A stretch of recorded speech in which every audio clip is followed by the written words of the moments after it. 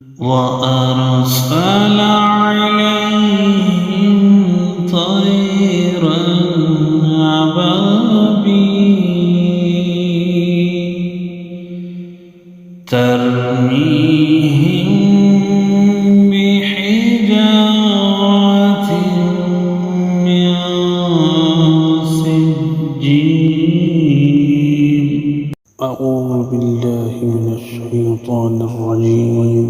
بسم الله الرحمن الرحيم.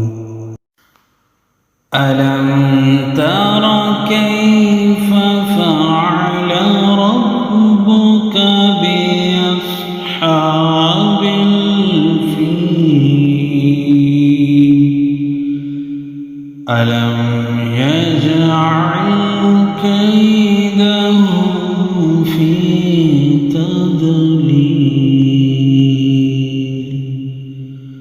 وأرسل عليهم طيرا أبابيل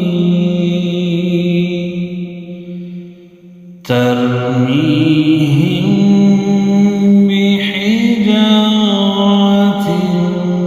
من سجيل